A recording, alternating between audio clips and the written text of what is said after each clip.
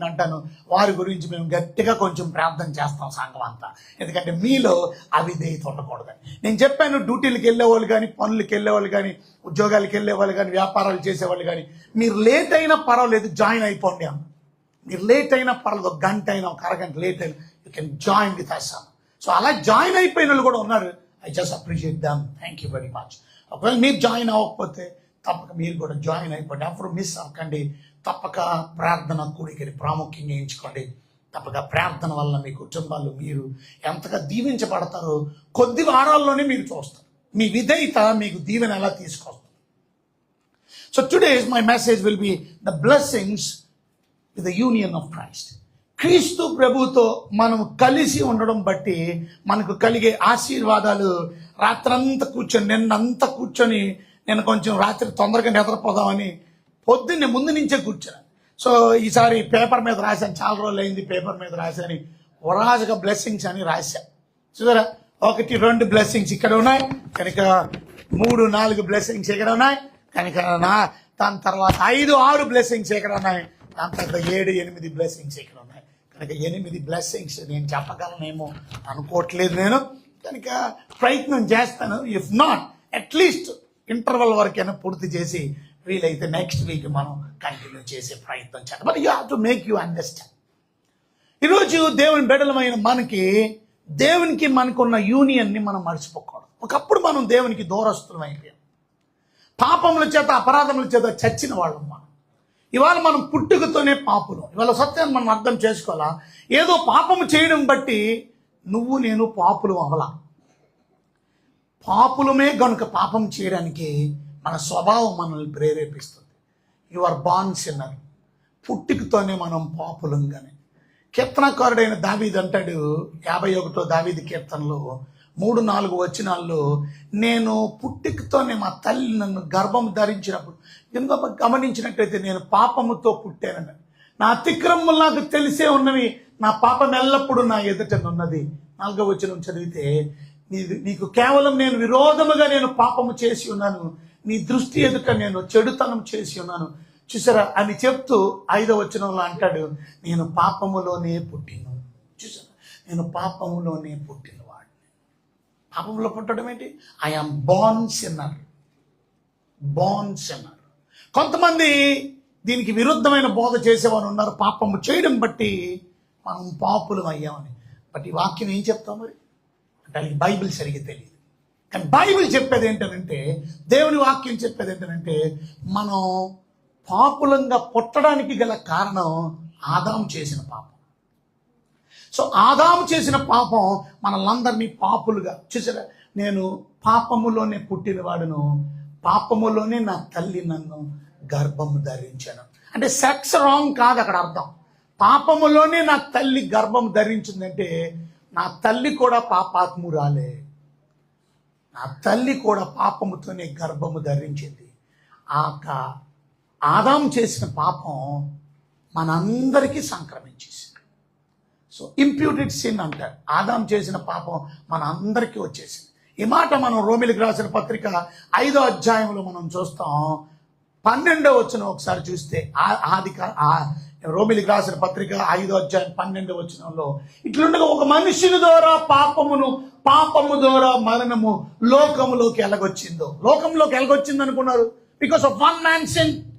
ఒక్క మనిషిని పాపం వలన. చూసారా, ఆ ఒక్క మనుషుడు ఎవరు అంటే ఆదాము. That's the man called Adam. ఒక్క మనుషుని పాపము ద్వారా పాపమును ఒక మనుషుని ద్వారా పాపమును చూసారు. ఇట్లుండగా ఒక మనుషుని ద్వారా పాపము ద్వారా మరణము లోకంలోకి. పాపం వలన ఇవాళ మనం అందరం చచ్చిపోతున్నాం. శారీరకమైన మరణం కూడా imputed sin because of our sin. మన పాపం, పుట్టుకతో వచ్చినటువంటి పాపం మనల్ని మరణానికి దారితీస్తుంది. ఆ శాపం మన మీద ఉంది. ఇంకా దేవుని బిడ్డలమైన మనకి దేవుడు ఆ శాపము నుండి విడిపించి ఇవాళ మనం ఎంట్రీ, చావు అనేది మనకి ఎంట్రీ పరలోకానికి. మనకి అది శాపంగా మిగిలిన, ఎందుకంటే ఆ శాపాన్ని దేవుడు కొట్టివేశాడు. కానీ మరణం మాత్రం అనుభవించాలి. ఆ మరణాన్ని మాత్రం అనుభవించాలా. నువ్వు నేను కూడా శారీరకంగా చనిపోవాలా. చనిపోయిన తర్వాత మనం పరలోకానికి వెళ్ళిపోతాం, దేవుడి దగ్గరికి వెళ్ళి. సో చనిపోయిన వారి గురించి, యేసు ప్రభువుని నమ్ముకొని చనిపోయిన వాళ్ళ గురించి మీరు బాధపడకూడదు. దుఃఖపడకూడదు దానికి. ఎందుకంటే వారు ప్రభు దగ్గరికి వెళ్ళి కొంతమంది దాని గురించి నేను సాడ్గా ఉన్నానండి, దాని గురించి నా బర్త్డే చేసుకోలేదు, దీని గురించి no, you are very bad girl, you are very bad boy, because you don't remember those kind of things because they went to wonderful place. ఆ బ్యూటిఫుల్ ప్లేస్కి వెళ్ళారు, దేవుని నమ్ముకున్నారు అనుకున్నప్పుడు నీవు ఇంకా బాధపడతావు అంటే నీకు ఇంకా దేవుడి మీద నమ్మకం సరిగా లేదని అర్థం, నీకు దేవుడి మీద సరైన నిరీక్షణ లేదని అర్థం. బెటర్ ప్లేస్కి వెళ్ళారు. Death is for Christians promotion. అందుకనే అక్కడ రాస్తారు ప్రమోటెడ్ టు గ్లోరీ అని అంటారు. ప్రమోషన్ వచ్చేసింది, గ్లోరీకి వెళ్ళిపోయారు. You are promoted to glory, మహిమకు ప్రవేశం. సో మరణము మహిమకు ప్రవేశం తీసుకోండి. సో దాని గురించి మీరు బాధపడవలసిన అవసరం లేదు. కానీ పాపము వలన మరణం వచ్చి, కానీ ఇట్లుండగా మనం చూస్తే లోకములోకి ఎలా ప్రవేశించనో అలాగే మనుషులందరూ పాపము చేసినందున మరణం అందరికీ సంప్రాప్తమాయ. ఈ సత్యాన్ని మనం అర్థం చేసుకో. ఇదే అధ్యాయము 19వ వచనం మనం చూసినట్లయితే ఆ రోమిలకు రాసిన పత్రిక 5వ అధ్యాయం 19వ వచనం ఎలా అనగా ఒక మనిషిని అవిధేయత వలన చూసారు, వన్ మ్యాన్స్ డిసొబీడియన్స్. అంటే ఇక్కడ ఒక విషయాన్ని మీరు గమనించాలి, అవిధేయత అనేది పాపం అనే విషయాన్ని గుర్తుపెట్టాలి. డిసొబీడియన్స్. ఇవాళ చాలా మంది దేవుని సన్నిధికి ఆదివారాల్లో నిర్లక్ష్యం చేస్తారు, 1, 2, 3 మీటింగులు నిర్లక్ష్యం చేస్తారు, ప్రార్థనా కూడికల్ని నిర్లక్ష్యం చేస్తారు. నువ్వు ఇంతవరకు సరిగా నిర్లక్ష్యంగా ఉన్నావు అంటే దాని అర్థం ఏంటి తెలుసా? నువ్వు అవిధేయురాలు అని అర్థం, నువ్వు అవిధేయుడివి అని అర్థం. You are a disobedience and disobedience is sin. అవిధేయత అనేది పాపం, మాట వినకపోవడం అనేది పాపం, దేవుని ఆజ్ఞను ఉల్లంఘించడం అనేది పాపం. సో దేవుని బిడ్డలైన మీరు రక్షించబడిన తర్వాత, బాప్తిజం తీసుకున్న తర్వాత నీ జీవితంలో ఇంకెప్పుడు దేవుడి మాట వినకుండా ఉండకూడదు. రక్షణ పొందావంటే అర్థం దేవుడి మాటకి విధేయత చూపించావు. బాప్తిజం తీసుకున్నావంటే అర్థం దేవుణ్ణి గౌరవించి ఆయన చెప్పిన మాట ప్రకారం నీటిలో సాక్ష్యం ఇచ్చావు. నువ్వు విధేయత ప్రారంభించినప్పుడు మళ్ళీ ఎందుకు అవిధేయత నీలోకి వస్తుంది? ఇవాళ చాలామంది అవిధేయులుగా, ఇవాళ చాలామంది పిల్లలు తల్లిదండ్రులకు అవిధేయులుగా, తల్లిదండ్రుల్ని గసురుకొని మాట్లాడతారు, తల్లిదండ్రులు తిట్టుకొని మాట్లాడతారు. Never do that. ఎంతవరకు చేసావా? మారు మనసు పొందు, ఇంకా నువ్వు మారలేదా ఎలరా అన్నట్టు మాట్లాడుతున్నావు అంటే నీ యారగెన్స్ నీకు నాశనం తీసుకొని వస్తుంది.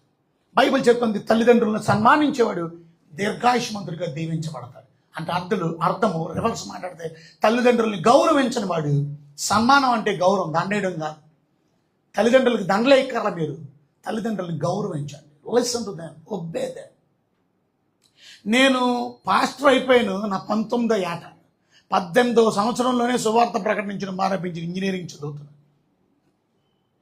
సేవ ప్రారంభించిన కొద్ది సంవత్సరాల తర్వాత, 4-5 సంవత్సరాల తర్వాత ఇంకా సేవ చేస్తున్నాను. ఇంజనీరింగ్ అయిపోయింది. మా అమ్మగారిని నాన్నగారు కూడా ఇక్కడికి వచ్చేసారు. వాళ్ళు కూడా సేవ కొరకు వారి ఉద్యోగాలన్నీ పక్కన పెట్టి, కానీ నేను అప్పటికే 5 సంవత్సరాలు సీనియర్ పాస్టర్ని. కానీ మా అమ్మగారి గురించి మా నాన్నగారి గురించి మీరు అడగొచ్చు. వాళ్ళకి ఎప్పుడు దండం పెట్టుకునేవాడు, వాళ్ళని ముద్దు పెట్టుకుని వెళ్ళేవాడు, వాళ్ళ మాటని గౌరవించేవాడు. మా అమ్మకి నాన్నకి ప్రార్థన చేసుకోకుండా మా నాన్నగారి దగ్గర వెళ్తే మా నాన్న వచ్చిన తర్వాత కోప్పడేవాడు. ప్రార్థన చేసుకోకుండా ఎక్కడికి వెళ్ళావు? ఎక్కడికి వెళ్ళినా ప్రార్థన చేయించుకోవాలి. నేను చేసుకోవడం కాదు ప్రార్థన, నువ్వు ఆయన దగ్గరికి వచ్చి ప్రార్థన చేయించుకొని అప్పుడు వెళ్ళాలి. అది ఇవాళ దేవుడు దీర్ఘాయుష్మంతులుగా మనల్ని దీవించి అత్యధికంగా మనల్ని అందరినీ ఆశీర్వదించాలంటే మీరు ఏమై ఉన్నారో దాన్ని బట్టి మీరు గర్వపడకూడదు. మీ అమ్మని, మీ నాన్నని, మిమ్మల్ని కన్న తల్లిని, తండ్రిని గౌరవించాలి. మనకి స్పిరిచువల్ ఫాదర్స్ అనేవాళ్ళు కూడా ఉన్నారు, ఆత్మీయమైన తండ్రులు, వాళ్ళని కూడా గౌరవించాలి. ఇవాళ చాలా మంది your celebrating birthday, but don't you do that? You have to go to your father and get your blessings. మీ తండ్రి దగ్గరికి వెళ్ళి బ్లెస్సింగ్స్ తీసుకోవాలనే ఆలోచన మీకు లేదా? What kind of foolishness is that? అది మూర్ఖత అంటారు, తప్పు చేయడం. అది నెవర్ డూ దట్. మీకు బ్లెస్సింగ్స్ ఈ సంవత్సరం అంతా దేవుడు కాపాడాలంటే, ఈ సంవత్సరం అంతా మిమ్మల్ని కాపుదల్లో దేవుడు భద్రంగా ఉంచాలంటే, గత సంవత్సరం దేవుడు ప్రార్థన చేయించుకో, దేవుడు కాపాడాడు కదా. ఏ ప్రమాదం లేకుండా ఇవాళ రోడ్డు మీద వెళ్తున్నారు, చచ్చిపోతున్నారు. అతను కారు కొనుక్కునేటప్పుడు లాయర్ గారు అడిగేటట, నాకు యాక్సిడెంట్ అవ్వకూడదు, అందుకని అలాంటి మంచి కారు ఇవ్వండి, డబ్బులు ఎంతైనా పర్వాలా, ఎన్ని లక్షలైనా పర్వాలా, ఎన్ని కోట్లైనా పర్వాలా, BMW కారు కొన్నాడు. ఎదరి నుంచి అంత స్పీడ్గా వచ్చినా గుద్దినా ఏం అవ్వదు, ఎందుకంటే బెలూన్స్ వస్తాయి. వెనకాతల నుంచి గుద్దినా ఏం అవ్వదు, బెలూన్స్ వస్తాయి. సైడ్ నుంచి గుద్దినా ఏం అవ్వదు, బెలూన్స్. అందుకే కారులు ఖరీదు. ఇవాళ మనకున్న కార్లు కూడా అంత ఖరీదైన కార్లకు గల కారణం ఎందుకు అన్ని లక్షలు పెట్టాలి అంటే బెలూన్స్ ఫెసిలిటీస్ ఉన్నాయి కనుక. బెలూన్స్ ఫెసిలిటీస్ లేకపోతే కారు చీప్ వచ్చేస్తుంది. అన్ని ప్రొటెక్షన్ కలిగిన కారు కొనుక్కున్నాడు, కానీ పైనుంచి గుద్దితే ప్రొటెక్షన్ లేదు. ఆ పైనుంచి ఎవడు గుద్దుతాడు అనుకున్నాడు. కానీ ఇక్కడే మన కేసర్ టోల్గేట్ దగ్గర నిలబడ్డది. ఇంకా ఎదర కార్లు ఉన్నాయని ఇతని కారు నిలబడి ఇంత కొంచెం ఉంటే వెళ్ళిపోతాడు, పెద్ద లాయరు. కానీ పక్క నుంచి లారీ వాడు వచ్చి ఆ మెట్టు మీద నుంచి ఎక్కి ఆ వెనకాల ఉన్న ట్యాంకర్ మరి ఎలా ఊడిపోయిందో బోల్ట్లు తెలియదు, కానీ ట్యాంకు కరెక్ట్గా నెత్తి మీద పడింది. ఆ మొత్తం క్రష్ అయిపోయింది, కారు అంతా క్రష్ అయిపోయింది. కారు లోపల ఉన్న వ్యక్తి నలిగిపోయాడు. ఇవాళ మరణం ఎలాగొస్తుందో మనకు తెలియదు. ఇవాళ భూమి మీద దేవుడు సజీవ లెక్కలో ఉంచి ఆయన పని జరిగించడానికి నిన్ను భూమి పెట్టి నీకు ఇంకొక సంవత్సరం ఆయుష్ ఇచ్చాడనంటే ఆర్ యు గ్రేట్ఫుల్? కృతజ్ఞత కలిగి ఉన్నావా? ఇచ్చేవలే అని అంటున్నావా? అక్కర్లేదులే అని అంటున్నావా? ఎందుకు ఈ సంవత్సరం అని అడుగుతున్నావా? Do that. Respect God. నీ ఆత్మీయమైన తండ్రి దగ్గరికి వెళ్ళాలా. ఒకవేళ నీ తండ్రి దొరకకపోతే ఆత్మీయమైన తల్లి దగ్గరికి వెళ్ళాలా, ప్రార్థన చేయించుకోవాలి. ఒకవేళ వాళ్ళు ఇద్దరు దొరకకపోతే, అందుబాటులో లేకపోతే, యూ కెన్ కాల్, ఫోన్ చేసి ప్రార్థన చేయించుకోవాలి. కొంతమంది ఫోన్ ఉండదు, ప్రార్థన ఉండదు, రావరు. కృతజ్ఞతగా దేవునికి మనం కానుకలు కూడా సమర్పించాలి. You that. చేస్తున్నారా మీ పెళ్లి రోజుకి? చేస్తున్నారా మీ పుట్టినరోజుకి? You no need to do celebration. డబ్బు లేకపోతే పార్టీ పెట్టక్కర్లేదు, సెలబ్రేషన్ చేయవసరం లేదు, కానీ గ్రేట్ఫుల్. ఎందుకంటే ఆత్మీయమైన తండ్రి కూడా ఉన్నారు, నీ శారీరకమైన తండ్రి. అలాగే మనందరికీ మోర్ ఇంపార్టెంట్ హెవెన్లీ ఫాదర్. 3 తండ్రులు ఉన్నారు, 3 తల్లిదండ్రులతో సమానం. ఒక main important father in heaven, పరలోకమందున్న తండ్రి.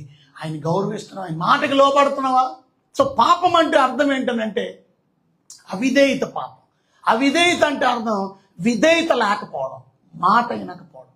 సో ఒక్కని మనుష్యుని యొక్క అవిధేయత చూసారా, అనేకులు పాపులుగా ఎలాగూ చేయబడిరో.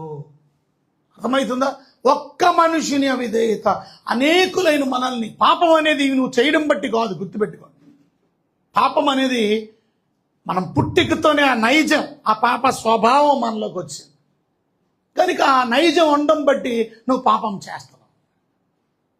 It is not that because you have done something sin you become a sinner. నువ్వు పాపం చేయడం బట్టి పాపులు కాదు, పుట్టుకతోనే నువ్వు పాపి కనుక పాప నైజం నీలో ఉంది కాబట్టి పాపం. ఆదాం నుంచి ఒక్క అవిధేయత అనేకుల్ని పాపులుగా చేసేసింది.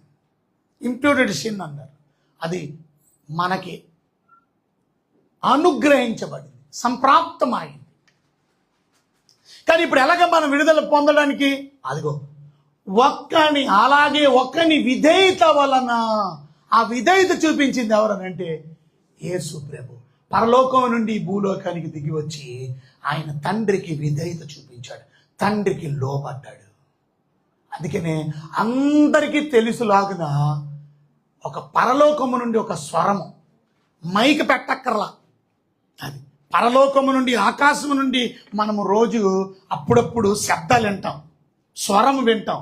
అది ఉరుముల స్వరం, మెరుపుల స్వరం, సౌండ్లు మొత్తం వినబడతాయి, భయం వేసేస్తుంది.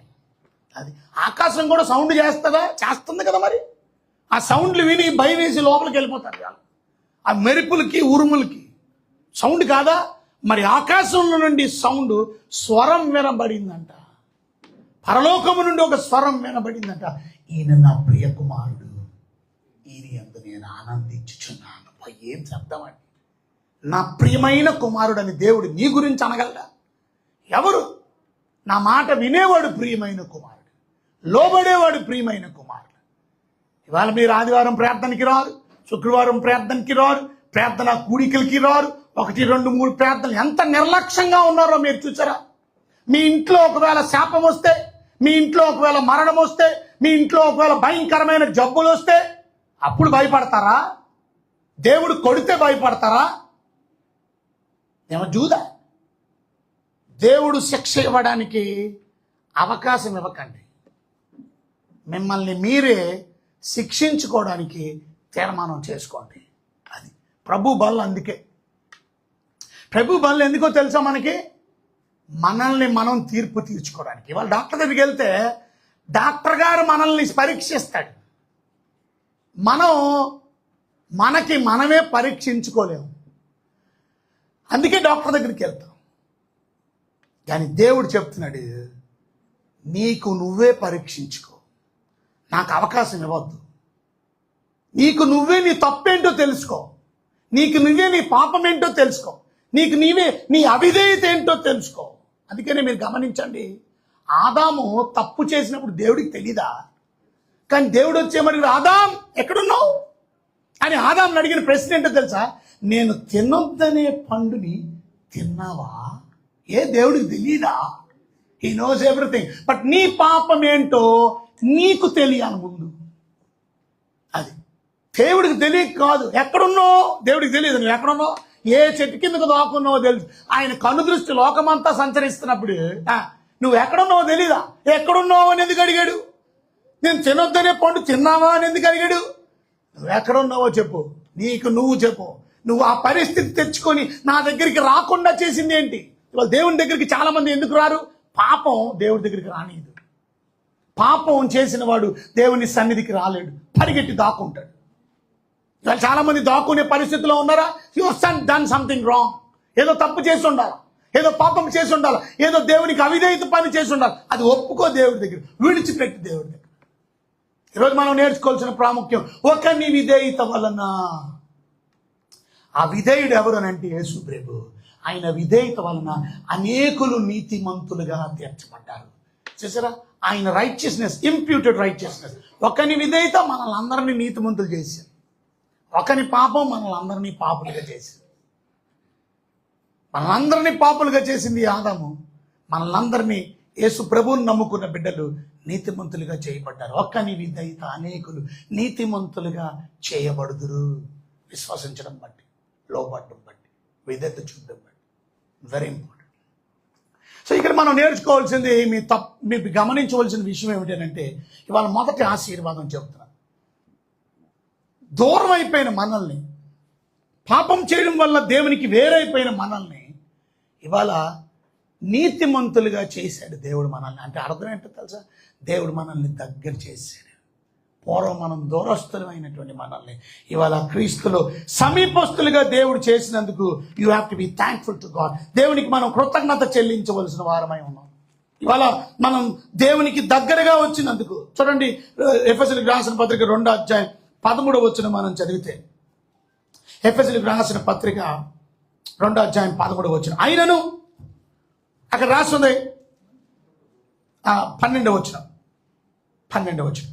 ఆ కాలమందు ఇజ్రాయెల్లో సహపౌరులు కాక పరదేశులను, వాగ్దాన సంబంధం లేని పరజనులను, నిరీక్షణ లేని వారును, లోకమందు దేవుడు లేడు. చూసారా, దేవుడు లేని వారినై ఉండి క్రీస్తుకు దూరస్తులై ఉంటిరి. అందుకని అండర్లైన్ చేసుకో.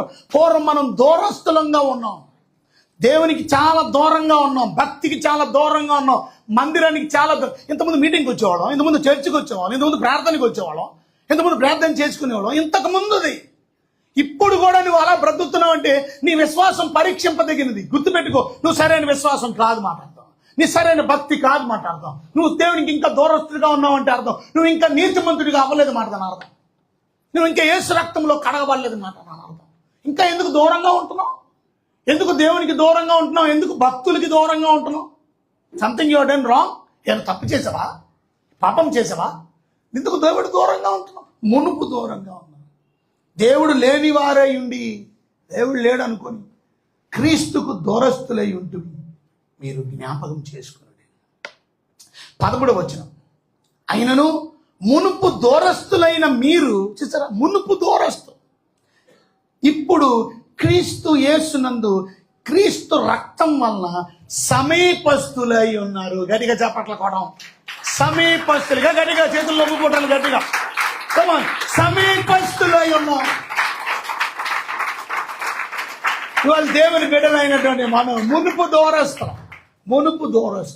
కానీ ఇప్పుడు మనం సమీపస్తుల దగ్గర కనుక దేవుని బిడ్డలమైనటువంటి మనం ఒకప్పుడు దూరస్తులం. ఇప్పుడు చూడండి, ఆయనకి నాకు పట్టణ పెట్టుకోవాలి, చక్కగా గుండి పెట్టుకో ఇక్కడ నీట్గా తయారై రావాలి. అర్థమైందా? మన రౌడీ పీపుల్ కాదు కదా కనుక ఇక్కడ వరకు తీసేలేతే ఇది చూడండి, గమనించవలసింది అక్కడ ఉండు బాబు. ఇంతకుముందు యేసు ప్రభు ఆయన అయితే యేసు ప్రభుకి నేను దూరంగా ఉన్నాను, కానీ యేసుక్రీస్తు రక్తం ద్వారా కడగబడిన నేను ఇప్పుడు ఎలాగొచ్చినా తెలుసా? యేసు ప్రభుకి ఎంత సమీపంగా. This is called union. ఇది యూనియన్. ఇది భార్యాభర్తల సంబంధం కూడా చెప్తుంది. ఇది ఒక చెట్టు, ఒక ద్రాక్ష చెట్టుకి కొమ్మలు యూనియన్ గా ఉంటాయి, దాని గురించి చెప్తుంది. అంత యూనియన్. ఇవాళ క్రీస్తులో మనం యూనియన్. మునుపు దూరస్తులం మనం, ఒకప్పుడు దూరస్తులం, ఇప్పుడు దేవునికి దగ్గరగా ఉన్నావు, దేవుణ్ణి హత్తుకొని ఉన్నావు. నువ్వు ఈ సత్యాన్ని గుర్తుపెట్టుకో. You are very close to God. ఇలా దేవునికి దగ్గరగా ఉండడం వల్ల కలుగు ఆశీర్వాదాలు 8 రాసుకొని వచ్చాను నేను. ఆ ఆశీర్వాదాలు ఏంటి? మొదటి ఆశీర్వాదం, థ్యాంక్ యూ. మొదటి ఆశీర్వాదం చూద్దాం. రోమిలికి రాసిన పత్రిక 6వ అధ్యాయము 4-5 వచనాలు. రోమిలికి రాసిన పత్రిక 6వ అధ్యాయము 4వ వచనం మనం చూసినట్లయితే అక్కడ రాస్తుంది, కాబట్టి తండ్రి మహిమ వలన, అందరూ బైబిల్ తీసారా? కాబట్టి తండ్రి మహిమ వలన క్రీస్తు మృతులలో నుండి ఎలా లేపబడ్డాడు, అలాగే మనం అందరూ నూతన జీవం పొందిన వారిపై నడుచుకున్నట్లు మనం బాప్తీసం వలన మరణములో పాలు పొందుటకై ఆయనతో కూడా పాతి పెట్టబడితిమి. ఎందుకు ఈ సాదృశ్యం, బాప్తీసం సాదృశ్యం ఏంటంటే నెక్స్ట్ వచనంలో మనకు క్లియర్గా ఉంది, దేవునితో మనం ఐక్యం చేయబడ్డామని. 5వ వచనంలో మనం చూస్తే, మరియు ఆయన మరణము యొక్క సాదృశ్యమందు ఆయనతో కూడా ఐక్యము గలవారమై. అది పాయింట్ ఏంటంటే ఆయనతో యూనియన్. చూసారా? ఆ యేసు ప్రభుతో ఐక్యము గలవారమై. ఎందులో ఐక్యము గలవారమై? అక్కడ రాసింది, ఆయన పునరుద్ధానము యొక్క సాదృశ్యమందును. చూసారా? ఆయనతో ఐక్యము గలవారమై ఉందుము. అది. సో ఇవాళ ఐక్యత గురించి, ఇవాళ యూనియన్ గురించి. And this is called a changed believer. అంటే అర్థం రక్షణ పొందిన బిడ్డలు మనం. ఇవాళ మొదటిది, క్రీస్తుతో ఐక్యత చేయబడినప్పుడే నువ్వు రక్షించబడ్డావు. క్రీస్తుతో నువ్వు ఐక్యం చేయబడినప్పుడే అప్పుడే అది రక్షణకి పునాది జరిగింది. Foundation of your salvation is Christ union. Union with Christ. క్రీస్తుతో ఐక్యం చేయబడ్డావు ఎప్పుడు? నువ్వు రక్షణ పొందినప్పుడు. ఎప్పుడు? యేసు రక్తంలో కడగబడిన. మునుపు దూరస్తులు, కానీ క్రీస్తు రక్తం ద్వారా కడగబడిన నీవు క్రీస్తుకి సమీపస్తుడివి అయిపోయావు. ఆ సమీపస్తుడైపోయిన నీవు బాప్తీస సాదృశ్యం ద్వారా, బాప్తీసంలో ఏమైంది? యేసు ప్రభు మరణించాడు. ఎందుకు మరణించాడు? పాపముల నిమిత్తం. ఇప్పుడు మనం కూడా ఏం చేయాలంటే, ఇక నుంచి నేను పాపం కొరకు బ్రతకూడదు. I'm not living for sin, I'm living for Christ. క్రీస్తు కొరకు నేను బ్రతుకుతున్నాను. ఇవాళ బలహీనతలకి మీరు బానిస అయిపోకూడదు. ఇవాళ చాలా మంది తాగుడికి బానిస అయిపోయారు, ఇవాళ చాలా మంది సిగరెట్లకి బానిస అయిపోయారు, గుట్టకాలకి బానిస అయిపోయారు, కైనీలకి బానిస అయిపోయారు, కొంతమంది ఫోన్కి ఎడిక్ట్ అయిపోయారు, ఫోన్కి బానిస అయిపోయారు, వాళ్ళు ఫేస్బుక్కి బానిస అయిపోయారు, ఇన్స్టాగ్రామ్కి బానిస అయిపోయారు, కొంతమంది గేమ్స్కి బానిస అయిపోయారు, కొంతమంది ఏదో రమ్మీకి బానిస అయిపోయారు, కొంతమంది ఐ డోంట్ నో. నీ పాపం ఏంటో నీకు తెలుసు. దేవునికి దాసుడిగా ఉన్నది, దేవునితో ఐక్యం చేయబడ్డాం. బాప్తీసం ద్వారా మనం చూస్తే ఆయన మరణం యొక్క సాదృశ్యమందు ఆయన చనిపోయాడు. నేను కూడా ఇక పాపం విషయమై చనిపోయాను. I'm dead to my since.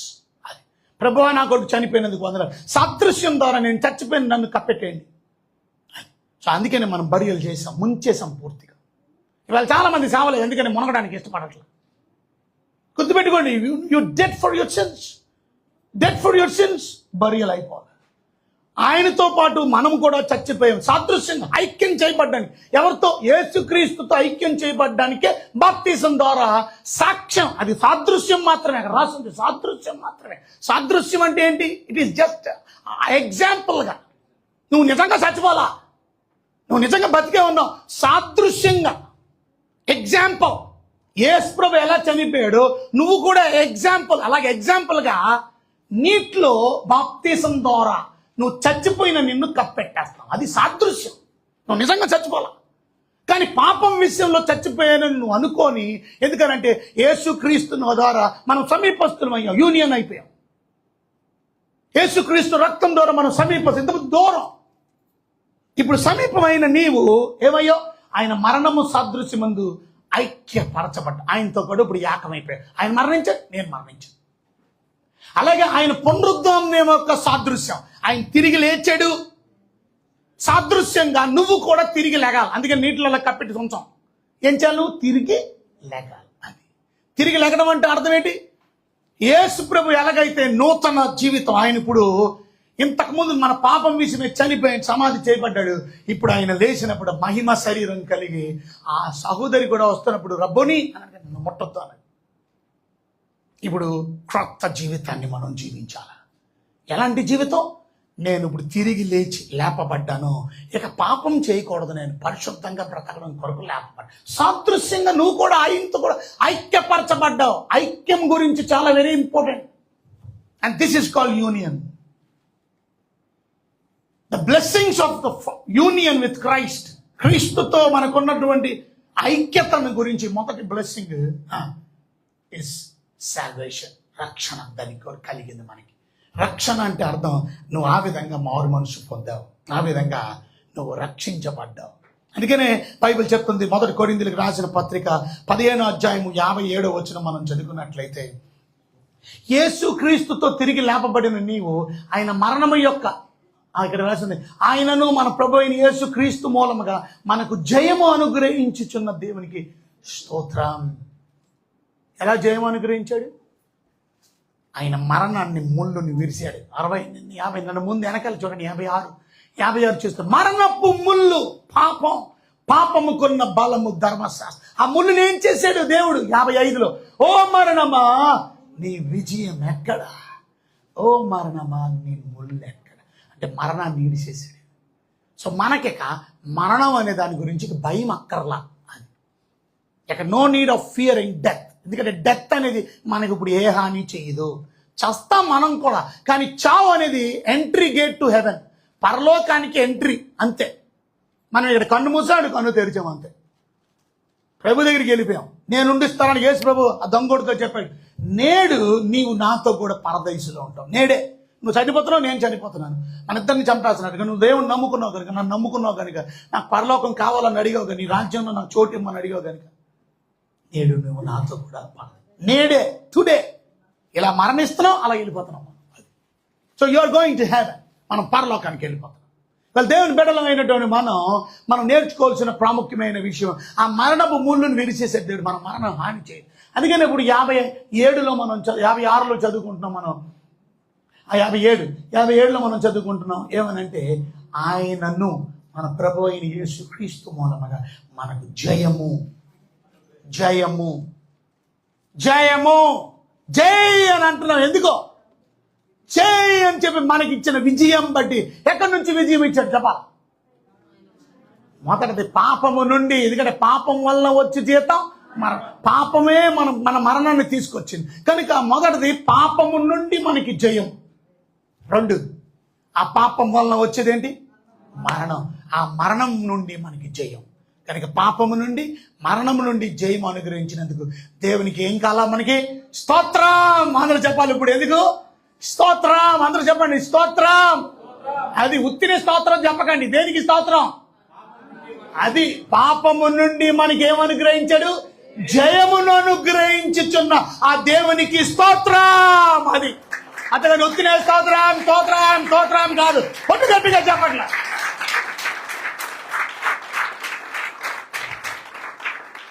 అందుకనే పాప మరణ నియమము నుండి మనకి విడుదల కలిగిందని రోమిలికి రాసిన పత్రిక 8వ అధ్యాయం 2వ వచనంలో మనం చూస్తాం. రోమిలికి రాసిన పత్రిక 8వ అధ్యాయం 2వ వచనంలో, యేసుక్రీస్తునందు జీవమిచ్చే ఆత్మ, చూసారా, ఆ జీవమునిచ్చే ఆత్మ యొక్క నియమం పాప మరణముల నియమము నుండి నన్ను విడిపించను. అంటే నన్ను ఎక్కడి నుంచి విడిపించిందంటే పాపము నుండి విడిపించను, మరణము నుండి విడిపించను. 2 కలిపి రాశారు అక్కడ. పాప మరణం, కానీ పాపము నుండి విడిపించను, మరణము నుండి విడిపించను. ఇక పాపం నన్ను ఏం చేయలేదు, పాప బలం నన్ను ఏం చేయలేదు. నేను పాపాన్ని ఓడించేవాడిగా దేవుడు నన్ను చేశాడు. Thank you lord. మరణం బలం నుంచి నన్ను విడిపించాడు. అది బాప్తీస సాక్ష్యం. అది రక్షించబడడం అంటే ఐక్యత చేయబడిన. ఇప్పుడు వింటున్నారా మీరు? రక్షించబడిన వారు, ఐక్యత చేయబడిన వారు. ఇప్పుడు మనం ఏం చేయాలా? ఆశీర్వాదపు పాత్రలో మనం పాలు పంపులు పొందాలి. This is called a blessed table. This is called a thanks giving table. ఇవాళ మనం సెలబ్రేషన్ చేయడానికి, థ్యాంక్ యూ లార్డ్, జయం వచ్చినట్టు సెలబ్రేషన్ చేస్తాం.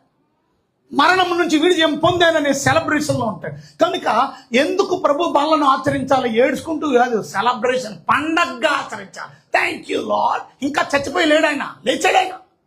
కానీ ఆయన చనిపోయిన సాదృశ్యాన్ని మనం బాప్తిసం ద్వారా మనం కూడా ఆయన చచ్చిపోయాం. ఆయన తిరిగి లేచిన సాదృశ్యం మనం కూడా తిరిగి లేపబడ్డాం. కనుక మనకి మరణం నుండి, పాపము నుండి మనకేం కలిగింది?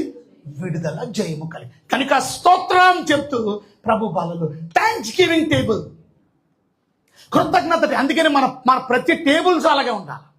మన ప్రతి భోజన బల్ల అలాగే ఉండాలి. మన ప్రతి భోజన బల్ల ఏం చేయాలి?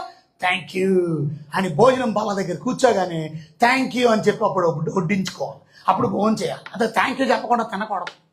బక్సింగర్ చర్చెస్లో మేము చూసాం. ఏంటో తెలుసా? అందరినీ కూర్చోబెట్టి లైన్లో మనం భోజనాలు పెడుతున్నట్టు వాళ్ళందరికీ భోజనాలు వడ్డించేసి, కూరలు వడ్డించేసినట్టు తినరు. అదేంటి చల్లారిపోతుంది. కానీ పాస్టర్ గారు వచ్చి థ్యాంక్ యూ చెప్పాలి, కృతజ్ఞత వందనాలు చెప్పాలి. అప్పుడు భోజనం చేయండి అంటే చేయాలి. మనం వడ్డించడమే పాపం. Thank you very important. Me tables కూడా అలాగే ఉండాలి. Thank you. భోజనం వడ్డించుకొని అందరూ కలిసి ఆ చేతులు. మేము అమెరికా వెళ్ళినా సరే, ప్రపంచంలో నేను వేరే టేబుల్స్ మీద కూర్చున్నప్పుడు అది నేను చూసింది. ఈవెన్ మేము హోటల్కి వెళ్ళిన, రెస్టారెంట్లు వెళ్ళిన, ఆ రెస్టారెంట్లో అంతా సర్వ్ చేసిన తర్వాత మేము సర్వ్ చేసుకొని అందరూ చేతులు పట్టుకుంటాం. అందరు చేతులు పట్టుకొని అప్పుడు కృతజ్ఞత, అందులో ఒకరి కృతజ్ఞత చెప్తారు. Thank you for this food lord, bless this food lord. And ఎవరికి ఇది లేదో వారికి ఇవ్వండి ప్రభావ, మాకు ఇచ్చినందుకు వందన, థ్యాంక్ యూ అని ప్రార్థన చేసి కృతజ్ఞత అప్పుడు భోజనం చేయాలి. వాళ్ళ ఇంట్లోనే అయినా, హోటల్లో అయినా మనం చేస్తున్నాం అలాగా. కనుక ఇక్కడ ప్రభు బలలో థ్యాంక్ యూ చెప్తూ, because this is an blessed table. ఇది ఆశీర్వాదపు బల్ల. ఈ మాట ఎక్కడ రాసి ఉందనంటే మొదటి కొరింథీయులకు రాసిన పత్రిక 10వ అధ్యాయంలో మనం చూస్తాం. కొరింథీయులకు రాసిన మొదటి పత్రిక 10వ అధ్యాయం 16వ వచనంలో మనం చూస్తాం. ఏమని అంటే ఆశీర్వాదపు, చూసారా, మనము దీవించు ఆశీర్వచనము పాత్రలో, చూసారా, ఆశీర్వచనపు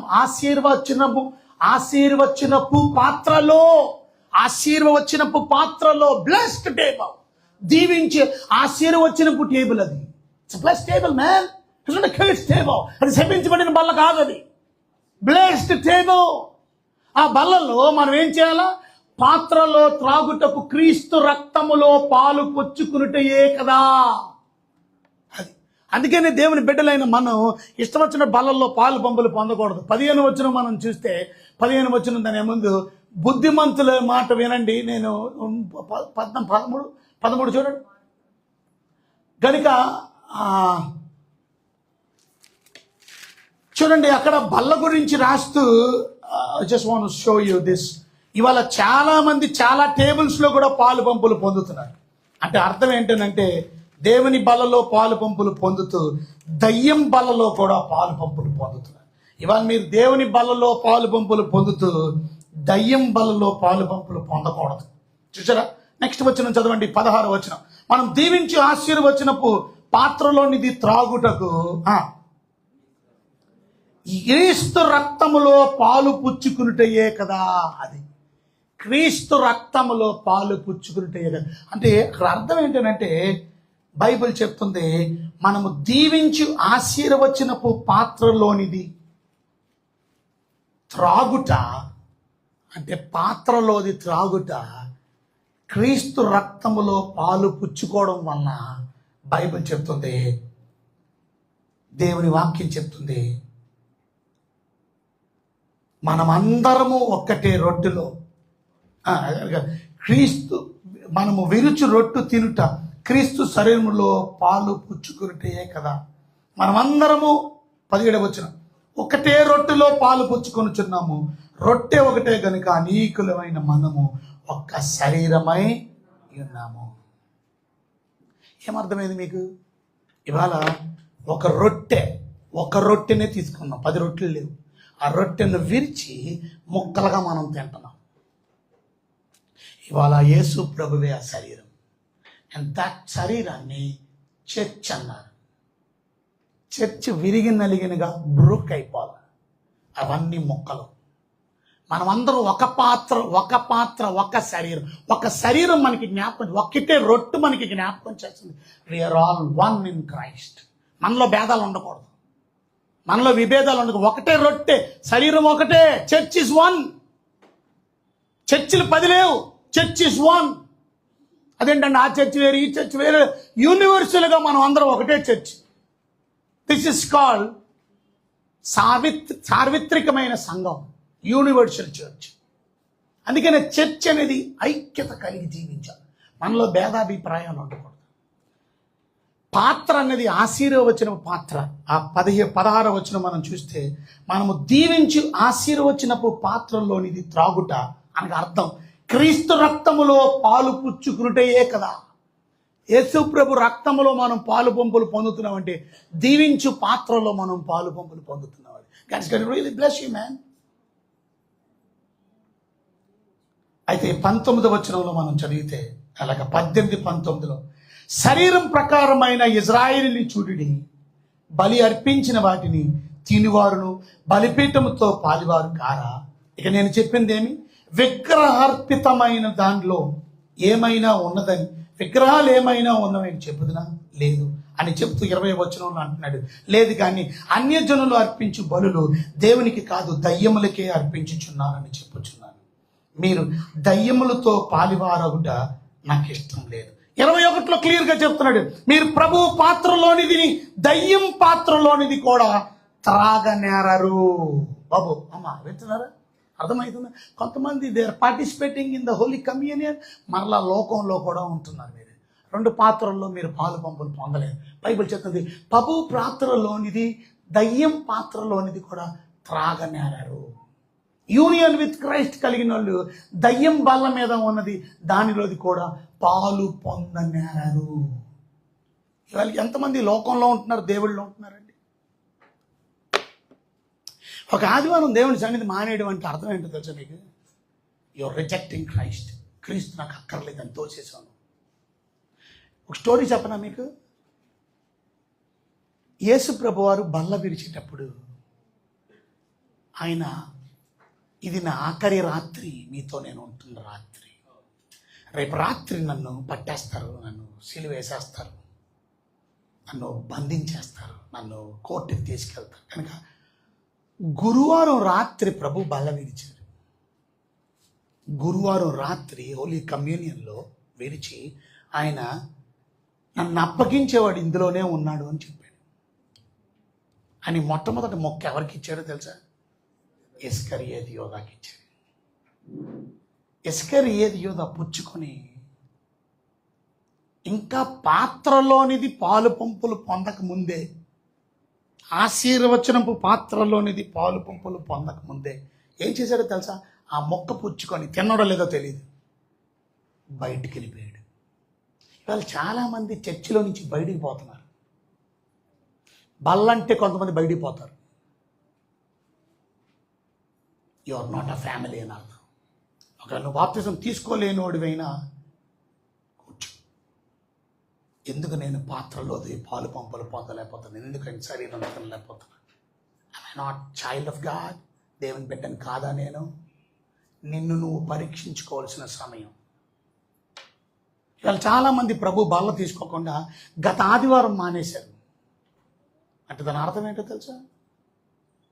అర్థం చేసుకోండి, దేవుని బిడ్డలైనటువంటి మీరు, you are not a family. మీ దేవుని కుటుంబం కాదు. ఫ్యామిలీ అనేవాడు ప్రభు బలలో పాలు పంపులు పొందుతాడు. ఇవాళ రక్షణ పొంది బాప్తిజం తీసుకొని ప్రభు బల్లలో నువ్వు పాలు పంపులు పొందకుండా ఉన్నావంటే, వింటున్నారా? మీకు ఇస్కరియోతు యోధాకి ఏమి తేడా లేదు. You are a cheater. You are the one who is going to దేవుడికి, అర్థమైందా మీరు? దేవుణ్ణి అప్పగించేవాడు నువ్వు, దేవుణ్ణి మోసం చేసేవాడు నువ్వు. అది అర్థం. You are a cheater. నువ్వు రక్షణ పొంది కూడా ఇంకా పాపములో ఉన్నావు, ఇంకా అవిధేయతలో ఉన్నావు, ఇంకా అక్రమ సంబంధాల్లో ఉన్నావు. దాని అర్థం నువ్వు దేవుడిని మోసం చేస్తున్నావు. చీటర్. కొంతమంది ఇక్కడ ఉంటారు, అక్కడ ఉంటారు. వాళ్ళ దగ్గరికి వెళ్ళి డబ్బులు తీసుకొని వచ్చాడు 30 వెండి నాణాలు. ఎందుకు? నేను యేసుప్రభుని మీకు అప్పగిస్తాను రేపు రాత్రి. ఎతుకుతున్నాడు సమయం కొరకు. వెనకాల రండి అని వెనకాల పోలీసు వాళ్ళని, సైన్యాన్ని, వెనకాల టెంపుల్ గార్డ్స్ని వేసుకొని తిరుగుతున్నాడు. మోసగాడు. దేవుని బలాల్లోనే ఉంటున్నారు, దయ్యం బలలో కూడా పాలు పంపులు పొందుతున్నారు. అది ఇట్లా ఉంటారు, లోకంలో ఉంటారు. నువ్వు ఇంకా యూనియన్ అవ్వలేదు మాట. దాని అర్థం ఇస్కరియోతు యోధ రేపు మీరు పరలోకం అంతా ఎదిగినా దొరకడం. ఇస్కరియోతు యోధ భయంకరమైన నిత్య అగ్నిగుండంలో ఉంటాడు. యేసు ప్రభుతో ప్రయాణం చేశాడు, యేసు ప్రభు చేసిన అద్భుతాలు చూశాడు, యేసు ప్రభు ప్రసంగాలు విన్నారు, యేసు ప్రభు చచ్చిపోయిన లేపినప్పుడు కూడా చూశాడు. కానీ నిజమైన మారు మనసు పొందాల. వాళ్ళు చాలామంది ప్రభు దగ్గరికి వస్తారు, చర్చికి వస్తారు, వాక్యం వింటారు, కానీ నిజమైన మారు మనసు మీలో లేదేమో. అందుకే మీరు దేవుని దగ్గర టెంపర్ చేస్తున్నారు. టెంపర్లు ఉండవు, గర్వం ఉండదు, అహంకారం ఉండదు. Humble your self. Something wrong అంటే నువ్వు మోసగాడవా? యూనియన్ అవ్వలేదా యేసు ప్రభుతో? మరి ఎందుకు ప్రభు బలలో చాలా మంది పాలు పంపులు పొందకుండా తిరుగుతున్నారు రోడ్ల మీద? గత ఆదివారం ఏం చేశావు? దేవుని సన్నిధిని మానేసి ఏం చేశావు? ఇష్టానుసారంగా బ్రతకడం, నాకు అక్కర్లేదు దేవుని బలని తృణీకరించడం. ఎంత పాపమో! యూనియన్ విత్ క్రైస్ట్ లేకపోవడం. అందుకే నువ్వు రక్షించబడలేదేమో. ఆయన సాక్రిఫైస్ని నువ్వు గౌరవించట్లేదు. ఆయన సాక్రిఫైస్ ఇది, ఆయన శిలువ సమర్పణ, ఆయన త్యాగం గుర్తు చేస్తుంది బల్ల. ఆయన త్యాగంలో పాలు పంపులు పొందడం. అది ఇవాళ ప్రభు బిడ్డలమైనటువంటి మనం ఆయన పాత్రలో నేను తాగడం, ఆయన శరీరంలో భోజనం చేయడం అంటే అర్థం ఏంటనంటే నేను నీతో, నువ్వు నాతో కలిసి ఉన్నావు అని అర్థం. నాలో మీరు, నీలో నేను. అది ఈ పాత్రలోది మీరు తాగకపోతే అది నాలో మీరు, మీలో నేను ఉండలేను. బైబిల్ చెప్తుంది 6వ అధ్యాయం 56వ వచనం యోహాను సువార్త. బైబిల్ చెప్తున్న మాట మీరు గమనించినట్టయితే యోహాను 6వ అధ్యాయం 56వ వచనంలో, నా శరీరమును తిని నా రక్తం త్రాగువాడే నా యందు, నేను వాని యందు నిలిచి ఉందును. మర్చిపోయారా బాబు? అటు ఇటు తిరక్క కూర్చోయిరా, కూర్చో. అటు ఇటు తిరుగుతున్నావు? తిరగబోదు మాట. వాక్యంకి వచ్చినప్పుడు అటు ఇటు తిరగకూడదుగా. ఒక అరగంట కూర్చోలేకపోతున్నావు దేవుడి సన్నిధిలో? I don't understand some people. ఇప్పుడు ప్యాట్స్ ఆయన వెళ్ళిపోయాడు, మళ్ళీ ఇంకా రాలా. ఇప్పుడే వస్తున్నాయి బాత్రూమ్లు మీకు. వెరీ బ్యాడ్ అది. ఒక్కసారి చర్చిలో కూర్చుంటే ఇంక మళ్ళీ లెక్కకూడదు. ఇక దానికి ముందే నేను ఇక్కడ కూర్చుంటే 2 సెషన్స్ లేకనిక, 2 సెషన్స్ ఇక్కడ కూర్చుంటే లేకనిక, మళ్ళీ మధ్యలో పైకి వెళ్ళను, కిందకి వెళ్ళను, బాత్రూంలో కూడా. అది డిసిప్లిన్ పెట్టుకోండి, క్రమశిక్షణ పెట్టుకోండి. మధ్యలో మంచినీళ్ళకి వెళ్ళాను, అక్కడికి వెళ్ళాను, అంతలో మంచినీళ్ళు బాటిల్ తెచ్చుకొని పెట్టుకోండి కింద. ఒక 2 గంటలు కూడా ఉండలేరా దేవుని సన్నిధిలో? 1.5 గంటలు కూడా సర్వీస్ ఉండలేరా? What kind of people are you? అందుకే బుర్రకి ఎక్కట్లేదు వాక్యం. అందుకే పనికి మాలిన పనులన్నీ చేస్తున్నాం, అందుకే చెత్త పనులు చేస్తున్నాం, అందుకే దేవునికి దూరంగా బ్రతుకుతున్నాం మనం. Why? Because you're not touched. నా పాయింట్ మిస్ అయిపోయింది అనవసరం. దేవుని బిడ్డలమైన మనం నా శరీరంను తిని నా రక్తం తాగువాడే. అది అంటే ఇక్కడ క్లియర్ అండర్స్టాండింగ్. నా శరీరాన్ని మీరు తినాలి, నా రక్తాన్ని మీరు త్రాగాలి. తిని త్రాగువాడే నా యందు నేను వాని యందు నిలిచి ఉంటాం. అది దేవుడితో మనం దేవుడితో, ఆయనలో మనలో దేవుడు నిలిచి ఉన్నారు. ఇద్దరు కాదు, ఒకటే, ఏక శరీరం లాగా. అందుకే పెళ్ళైనటువంటి భార్య భర్తలతో పోల్చాడు మన సంబంధం. నేనే పెళ్లి కుమారుని అన్నాడు, మీరు పెళ్లి కూతురు అన్నాడు. ఎందుకు? సంఘము ఆయనతో అలా అంటకట్టపడి భార్యాభర్తల సంబంధం లాంటిది. సాదృశ్యం చూపించాడు, example. Like your wife, church is the wife, church is the bride groom and church is the bride and he is the bride groom. ఆయన పెళ్లి కుమారుడు, చర్చ్ బ్రైడ్ అనగా పెళ్లి కూతురు. పెళ్లి కూతురు సంఘంగా ఉన్నావా? ఐక్యత ఉందా మనలో? ఆయన మనలో, మనం ఆయనలో ఉన్నావా? ఒక ద్రాక్షావల్లి అయితే తీగలతో అంటకట్టబడి ఉంటుంది ద్రాక్షావల్లి. ఏసైతో అంటకట్టబడి ఉన్నావా? ఏసైకి వేరుగా ఉంటున్నావా? ఏసైకి దూరంగా ఉంటున్నావా? Some people are very far away from Jesus. అందుకనే దేవుని వాక్యం మనం చూస్తే 54లో మనం చూస్తే 54లో దేవుని నా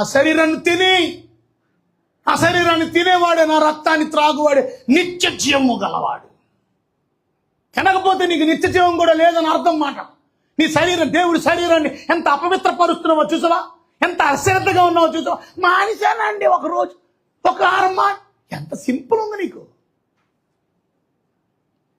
ఇవాళ. అందుకనే పాత సంఘం మనం చూస్తే, లేక రక్షణ పొందినటువంటి ఆదిమ సంఘం మనం చూస్తే, ప్రతిరోజు ఆయన శరీరాన్ని తిని ఆయన రక్తాన్ని త్రాగేవాళ్ళు. ప్రతిరోజు, ఎవ్రీ డే. ఇవాళ మనం ఎవ్రీ డే లేదు, కనీసం ఎవ్రీ వీక్. ఇది ఎంత భయంకరంగా చేశారంటే, సమ్ పీపుల్ ఎవ్రీ మంత్కి ఒకసారి, అండ్ సమ్ పీపుల్ ఏం చేశారు తెలుసా, ఎవ్రీ ఇయర్కి ఒకసారి పండగ క్రైస్తవులు ఒక పండగ. దుర్మార్గం అండి అది. నా శరీరాన్ని తినేవాడు, నా రక్తాన్ని త్రాగేవాడు నిత్య జీవము కలవాడు. నీకు నిత్య జీవం కూడా లేదు. బైబిల్ చెప్తుంది, అంచెదినమందు నేను వాడిని లేపొద్దును, వాడే మరణము నుంచి విజయాన్ని పొందినవాడు, వాడే తిరిగి లెగిస్తాడు. అందుకే మరణం మనకు హాని చేయదు. నేను లేపుతాను. రిజరక్షన్ ఉంది, పునరుద్ధానం ఉంది. నెక్స్ట్ వచనంలో మనం చూసినట్లయితే 55, నా శరీరము నిజమైన ఆహారం, నా రక్తము నిజమైన పానం. ఎన్ని వాక్యాలు చూపించాలి మీకు? దేవుని వాక్యం సెలవిస్తున్న మాట మీరు గమనించారా? ఒక్క పాయింట్ చెప్పడానికి 8 పాయింట్లు రాశా. ఎక్కడున్నా నేను ఎక్కడ. సెకండ్ పాయింట్ ఇది, ఇంక రాలేను. అది ఎంతగా మెడిటేట్ చేసి, ఎంతగా ధ్యానం చేస్తే యూనియన్ గురించి అర్థమవుతుందండి. మీకేదో ఏలాకోలంగా ఉంది. I work hard for doing this message. A message చేయాలని వర్క్ హార్డ్. మీకేమో అర్థం అవ్వట్లా. రోడ్డు మీద తిరుగుతారు, అటు తిరుగుతారు, ఇటు తిరుగుతారు, ఇటు వస్తారు, మధ్యలో బయటికి వెళ్తారు. I don't know why. That's decency కాదు అది, బిహేవియర్ కాదు అది, గుడ్ బిహేవియర్ కాదు అది. Your insulting someone. దేవుని సన్నిధిని నువ్వు అగౌరవపరుస్తావు. If you go out and come, అటు వెళ్ళి ఒకసారి కూర్చున్నాడు మన లెక్క కూడా కాదు. అది ఆ క్రమశిక్షణ మనం మెయింటైన్ చేయాలి. ఆ గౌరవం దేవుడి మీద ఉండాలి, ఆ భయం దేవుడి మీద ఉండాలి. కొంతమంది కిందనే ఉంటున్నారు, రాకుండా కిందనే కూర్చుంటున్నారు, బాల్కనీలో ఆడుకుంటున్నారు. దిస్ ఇస్ యువర్ కమ్ బాల్కనీలో ఆడుకోవడానికి కాదు. భయం ఉండాలి. దేవుడు అంటే మారలేదా? రక్షణ పొందలేదా? ప్రభుత్వ ఐక్యత లేదా? Something wrong. దేవుని బిడ్డలని చెప్పుకొని మనం అలా జీవిస్తే మీ జీవితానికే నష్టం. అది ఇక రెండోది నేను చెప్పి ముగించాలనుకుంటున్నాను. టైం ఏమి లేదు, ఇక వద్దులే, ఇంకేం చేస్తాను నేను. టైంకి మిమ్మల్ని వదలకపోతే మళ్ళీ నెక్స్ట్ సెషన్ వాళ్ళు వచ్చేస్తున్నారు. I have lot of job man. ఇది ఇంకా నేను న్యూ ఐడెంటిటీలో రాలా. ఇక్కడ వచ్చాను, జస్ట్ ఇక్కడ ఉన్నా నేను. సెకండ్ దగ్గర రాలా.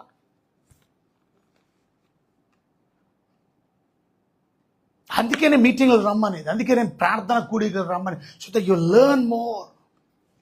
మీరు సైతాన్ బిడ్డలు కాదు, యువర్ చిల్డ్రన్ ఆఫ్ గాడ్. దేవుని పిల్లలు మీరు, సైతాన్ పిల్లలు కాదు. ఒకప్పుడు సైతానికి దాసులుగా మనం జీవించాం.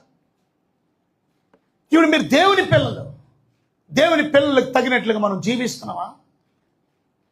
2 కొరింథీయులకు రాసిన పత్రిక 5వ అధ్యాయం 17వ వచనం చూడండి ఒకసారి. కొరింథీయులకు రాసిన 2వ పత్రిక 5వ అధ్యాయము 17వ వచనం ఏమనుంది? దేవుని వాక్యం చెప్తుంది, ఎవడైనను క్రీస్తు నందు ఉన్న ఎడల వాడు నూతన సృష్టి. కనుక ఇంతకుముందు దూరంగా ఉన్న మనం ఇప్పుడు ఏమయ్యాం చెప్పండి? ఏమయ్యాం? యేసు క్రీస్తులో ఉండడం బట్టి ఐక్యత చూసారా? మనం ఎప్పుడైతే ఆయనలో ఉండడం బట్టి రెండో బ్లెస్సింగ్. సెకండ్ బ్లెస్సింగ్ బైబిల్ చెప్తుంది, నూతన సృష్టి. Your new creation. నూతన సృష్టి, న్యూ ఐడెంటిటీ. యేసు క్రీస్తులో ఉండడం బట్టి బైబిల్ చెప్తుంది, ఎవడైనను క్రీస్తు నందు ఉన్న ఎడల, అంటే మీరు క్రీస్తులో ఉండాలి, క్రీస్తుకి బయట కాదు. ఇందాక చదివిన మాట అదే, నా వాక్యాన్ని వినేవాడు, నా శరీరాన్ని తినేవాడు, నేను వాడిలో, వాడు నాలో. అది వాడు నాలో. ఉన్నారా మీరు? అలా జీవిస్తున్నారా మీరు? వాడు నూతన సృష్టి, న్యూ క్రియేషన్, న్యూ ఐడెంటిటీ, కొత్త గుర్తింపు, నూతన స్వభావం. పాత స్వభావం పోయింది, కొత్త స్వభావం వచ్చేసింది. New identity. ప్రాచీన స్వభావం పోయింది, కొత్త స్వభావం వచ్చేసింది. ప్రాచీన క్రియలు పోయి క్రొత్త. You become new man, new man, new man. ఇవాళ ఎంతమంది న్యూగా బ్రతుకుతున్నారు చెప్పండి? యేసుని నమ్ముకోక ముందు బూతులు ఆడావు, ఇప్పుడు బూతులు ఆడట్లేదు నువ్వు. న్యూ అది.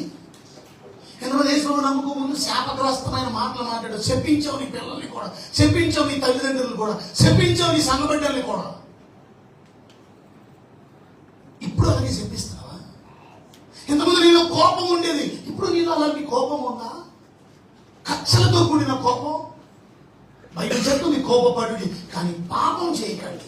ఆ కోపం పాపానికి దారి తీస్తుంది. అంటే అర్థం కోపపడేది భక్తిలో నడిపించడం, కోపపడేది తప్పు చేయకుండా కాపాడడానికి, కోపపడేది బయటికి వెళ్ళిపోతుంటే వెళ్ళకుండా చేయడానికి, కూర్చోమని చెప్పడానికి, సంఘంలో ఎలా మర్యాదగా నడుచుకోవాలో కోపపడి పాపం చేయనీకండి. దేవుని సన్నిధిని గౌరవించడం. కానీ మీలో ఎంతమంది ఇంకా పాత స్వభావం, పాత నైజం మారలా? Not changed. న్యూ ఐడెంటిటీ ఏది? క్రొత్త స్వభావం ఏది? ఇవాళ ఎంతమంది క్రొత్తగా బ్రతుకుతున్నారు చెప్పండి? నూతన స్వభావం. ఎంతమంది మనం ఎలా ఉండేవాళ్ళో తెలుసా? దేవుని ఉగ్రతకు పాత్రలు. ఎఫెసీ రాసిన పత్రిక 2వ అధ్యాయం 3వ వచనంలో మనం చదివితే మన ప్రాచీన స్వభావము దేవునికి విరుద్ధంగా కోపం తెప్పించింది. వారితో కలిసి మనం అందరం శరీరం యొక్క మనసు యొక్క కోరికలను నెరవేర్చు. బాబు అంటున్నారా? ఈ కోరికలు ఎంతమంది ఇలాంటి కోరికలు ఉన్నాయి? పాపభరితమైన కోరికలు, మనసు కోరికలు, శరీరానికి కోరికలు, మనసు యొక్క శరీరం యొక్క కోరికలు. చూసారా? మనం అందరం శరీరం యొక్క మనసు యొక్క కోరికలు నెరవేర్చుకుంటున్నాం. మన శరీరం అనుసరించి మునుపు ప్రవర్తించు కర్మవారి వలె స్వభావ సిద్ధముగా దైవోగ్రతకు పాత్రలు. దైవోగ్రతకు ఎందుకు పాత్రలు అయ్యాం చెప్పండి? దైవోగ్రతకు ఎందుకు పాత్రలు అయ్యాం చెప్పండి? నేను ఇందాకే చెప్పాను మీకు. ఇవాళ ఆదాము చేసిన పాపం మనందరికీ సంక్రమించడం వల్ల మనందరి స్వభావం మారిపోయింది, మన నేచర్ మారిపోయింది, మన హార్ట్ మారిపోయింది. మన స్వభావ సిద్ధముగా అంటే అర్థం మన స్వభావం వలన మనం అలాంటి చెడ్డ కోరికలు చేస్తున్నాం. మన స్వభావం మంచిది కాదు, ఎందుకంటే పాప నైజం ఉంది మనలో, పాప స్వభావం ఉంది. ఆ నేచర్ ఆఫ్ సిన్ స్వభావ సిద్ధముగానే దైవోగ్రతకు పాత్రమయ్యాం. ఆ స్వభావం మనలో ఉండడం బట్టి మనం పాపం చేస్తున్నాం. ఆ స్వభావం మనలో ఉండడం బట్టి ఆ శారీరమైన కోరికలు వస్తున్నాయి. ఆ స్వభావం మనలో ఉండడం బట్టి ఆ మనసు యొక్క కోరికలు వస్తున్నాయి. ఆ చెత్త పనులు చేస్తూ దేవునికి కోపం తెప్పిస్తున్నాం. కారణం ఏంటో తెలుసా? మనుషులందరూ పాపులైపోయారు, మనుషులందరూ స్వభావం మారిపోయింది. అందుకనే దేవుని బిడ్డలకి దేవుడు నూతన హృదయాన్ని ఇస్తున్నాడు. నా హృదయము వింతగా హృదయం మారిపోయింది, నా స్వభావం మారిపోతుంది. ఎందుకంటే హృదయము అన్నిటికన్నా వ్యాధి కలిగింది, ఘోరమైన వ్యాధి కలిగింది. హృదయము చెడిపోయింది. మన హృదయము దురాలస్యంతో, చెడ్డ మనసుతో, చెడ్డంత హృదయంలో ఉంది. ఇప్పుడు చేసుకోండి. ఇక్కడ 5వ అధ్యాయం 17 వచనం ఇప్పుడు అర్థమవుతుంది. 2వ కొరింథీయులకు రాసిన పత్రిక 5:17. ఇలాంటి స్వభావంలో నుంచి దేవుడు విడిపించి కాగా క్రీస్తునందు ఉన్నవారు. అది ఇంతకుముందు దూరస్తులం, ఇప్పుడు సమీపస్తులం. ఇంతకుముందు దేవునికి దుఃఖం కలిగించే మన స్వభావం వల్ల ఇప్పుడు మన స్వభావాన్ని మార్చాడు. నువ్వు నేర్చాడు. ఇంతకుముందు నువ్వు దయ్యం పెట్టింది, ఇప్పుడు దేవుని పెట్టింది. యోహాను సువార్త 1వ అధ్యాయం 12వ వచనం మనం చూసినట్లయితే, యోహాను సువార్త 1వ అధ్యాయం 12వ వచనం మనం చూసినట్లయితే రాసింది, తనను ఎందరు అంగీకరించారో వారందరికీ అనగా తన నామమందు విశ్వాసం ఉంచి వారికి దేవుని పిల్లలు. You are now a child of God. దేవుని పిల్లలు. నువ్వు ఆయన అంగీకరిస్తే, ఆయన తృణీకరిస్తే కాదు, ఆయన అంగీకరిస్తే. Did you accept him? Yes. ఆయన అంగీకరించాను నేను. ఎస్. నేను అంగీకరించినప్పుడు నువ్వు దేవుని పెట్టావు కదా, నువ్వు విశ్వసించినప్పుడు దేవుని పెట్టావు కదా. ఎందరైతే అంగీకరించారో, తన నామమందు ఎందరైతే విశ్వసించారో, నమ్మే యేసు ప్రభుని నమ్మితే నువ్వు దేవుని పెట్టావు కదా. దేవుని పెట్టేది తగ్గట్టు బ్రతుకుతున్నావా? ఇంతకుముందు దయ్యం బిడ్డగా బ్రతుకుతున్నారా? చూడండి, ఇంతకుముందు 8వ అధ్యాయంలో మనం చదివితే, యోహాను సువార్త 8వ అధ్యాయంలో మనం చూస్తే అక్కడ రాస్తే, మీ తండ్రి యొక్క అపవాది సంబంధులు మీరు. ఏమన్నాడు? యోహాను సువార్త 8వ అధ్యాయం చూడండి, 44వ వచనం. మీరు మీ తండ్రి యొక్క అపవాది సంబంధులు, మీ తండ్రి దురాశలను నెరవేర్చుకోరుచున్నారు. ఆది నుండి వాడు నరహంతకుడై సత్యం నిలిచిన వాడి కాదు, వాడి యందు సత్యమే లేదు, వాడు అబద్ధమాడు. చూసారా ఎందుకు ఇవన్నీ అంటే? మీ తండ్రి ఎవరు? సైతానా? మీ తండ్రి దేవుడా? మీ దేవుని పిల్లలా? ఇంకా పాపపు పిల్లలా? ఇంకా మీ దాసులు దేవునికి దాసులయ్యారా, లేక సాతానికి దాసులా, పాపానికి దాసులా? ఇవాళ ఎంతమంది శపించబడిన వాళ్ళమ్మా, ఎంతమంది దేవుని శిక్షకు పాత్రను. థ్యాంక్ యూ లార్డ్, నన్ను ఇప్పుడు నీతిమంతుడిగా చేశావు. యు హావ్ బీన్ జస్టిఫైడ్ మీ. ఎంతకు ముందు వేరు, ఇప్పుడు వేరు. నా జీవితం ట్రాన్స్ఫార్మ్ అయిపోయింది, నా జీవితం మార్పు చెందింది. అది దేవుని బిడ్డలమైన మనం ఇవాళ కొత్త ఐడెంటిటీ, కొత్త గుర్తింపు దేవుడు నాకు ఇచ్చాడు. థ్యాంక్ యూ లార్డ్, ఆ కొత్త గుర్తింపు ఇచ్చినందుకు వందనాలు. ఎంతమంది నేను పాపములు చచ్చినోడిని, ఇప్పుడు నేను బ్రతికినోడిని. అది కొత్త జీవితం అంటే అది. చచ్చినోడిని ఇంతకుముందు, అందుకే ఏ పని చేసేవాడిని కాదు దేవుడి కొరకు, ఏ రకంగా ఉపయోగపడేవాడిని కాదు దేవుడి కొరకు. ఇప్పుడు రక్షణ పొంది కూడా నువ్వు దేవునికి ఏ రకంగా ఉపయోగపడకపోతే ఎందుకు దేవుడు నేను రక్షించాడు? నువ్వు బ్రతుకున్నాడు, చచ్చినోడు. చచ్చినోడిని చప్పట్లు కొట్టమానండి. మరి నువ్వు బ్రతుకున్నాడు, నువ్వెలా కొడుతున్నావు? చచ్చినోడి కన్నా ఘోరంగా కొడుతున్నావు. ఇలాగా చప్పట్లా ఏంటి? కొట్టలేదు ఇలా? ఏ చెయ్యి రావట్లేదా? ఓపిక లేదా? ఇదా చచ్చినోడు నువ్వు, బ్రతుకున్నాడు. ఏ రకంగా చప్పట్లు కొట్టలేవు, నిలబడలేవు, చేతులు ఎత్తలేవు, దేవుని ఆరాధించలేవు, దేవుడి పనిలో తోడ్పడలేవు, దేవుని సేవలు నిలబడలేవు, బయట నిలబడి ఆహ్వానించలేవు. ఏ పని చేస్తున్నావు దేవుడి కొరకు? చచ్చినోడికి కొత్త ఇంటికి ఏది? నువ్వు క్రొత్తగా జన్మించానంటున్నావు. నువ్వు క్రొత్తగా జీవి ఎవడైనా నువ్వు క్రీస్తులో ఉన్నా, నేను ఐక్యం చేయబడ్డాను క్రీస్తుతో, యూనియన్ విత్ క్రైస్ట్. క్రీస్తులో నూతన సృష్టి. ఏది నూతన సృష్టి? మరి ఏది? నూతనంగా బ్రతుకుతున్నావా? నూతనంగా జీవిస్తున్నావా? ఏది ఆ ట్రాన్స్ఫర్మేషన్? ఏది ఆ మార్పు? నీ పాత జీవితం పోయిందా? క్రొత్త జీవితం వచ్చిందా? ఇంతకుముందు దేవునికి మనం శత్రువులు, ఇప్పుడు శత్రువుగానే బ్రతుకుతున్నావా? ఎవడైనా నువ్వు లోకముతో స్నేహం చేస్తే వాడు దేవునికి శత్రువు అయిపోతాడు. బైబిల్ చెప్తుంది, యాకోబు పత్రిక 4వ అధ్యాయం 4వ వచనంలో ఏమని రాస్తుంది? యాకోబు పత్రిక 4వ అధ్యాయం 4వ వచనంలో చూడండి, అక్కడ రాస్తుంది. బైబిల్ చెప్తుంది, వ్యభిచారులారా, ఈ లోక స్నేహం ఎవరితో వైరం? దేవునితో శత్రుత్వం, దేవునితో వైరం అని మీరు ఎరగరు. కాబట్టి ఎవరు ఈ లోకముతో స్నేహం చేయకూడదు, వాడు దేవునికి శత్రువు. మరి నువ్వెవరితో శత్రు? మరి నువ్వెవరికి శత్రువు? ఎవరికి ఏమంటుందని? స్నేహితుడు. దేవుడికి స్నేహితుడు. Friend of God. ఇంతకు ముందు శత్రువును, ఇప్పుడు లోకంతో స్నేహం చేసి దేవుడికి శత్రుత్వంగా బ్రతుకుతున్నావా? ఎంతమంది లోకంతో స్నేహం చేస్తున్నారు? లోకంతో ఫ్రెండ్షిప్ లేదా మీకు? లోకంతో ఫ్రెండ్షిప్ అంటే అర్థం లోకంలో ఉన్నదంతా శరీరాశ, నేత్రాశ, జీవనం. అది లోకంలో ఫ్రెండ్స్ ఉండొద్దని కాదు అక్కడ అర్థం. కానీ మీ ఫ్రెండ్స్ ఎలాంటి వాళ్ళు చూసుకో. నీ friends bad friends, you will become bad.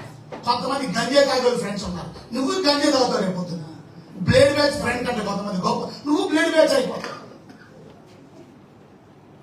ఒక వ్యభిచారం నీకు ఫ్రెండ్, నువ్వు వ్యభిచారం చేస్తావు రేపొద్దున. వ్యభిచారం దేవుళ్ళు నడిపించే ప్రయత్నించాలి, అక్కని చెప్పొచ్చి నువ్వు స్నేహం చేయడం కాదు అర్థం.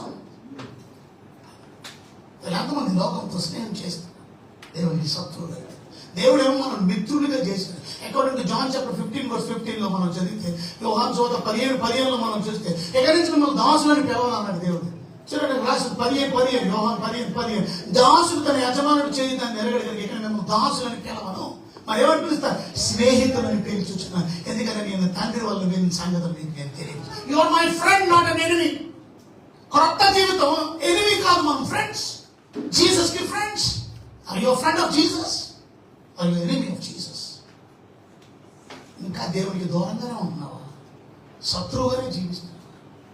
Are you a friend of Jesus? దేవుడికి మిత్రుడిగా ఉన్నావు. నీకు నువ్వు పరీక్షించుకో, నీకు నువ్వు ఆలోచించుకో, నీకు నువ్వు దేవుడి కోసం ఇవాళ నువ్వు ఎలా బ్రతుకుతున్నాను. ఊళ్ళో ఉన్నాయి చెప్పడానికి. కానీ మీలో ట్రాన్స్ఫర్మేషన్ లేదు, అది మీలో మార్పు లేదు. Been forgiven for my sins. దేవుడు నా ప్రతి పాపాన్ని తుడిచివేసింది.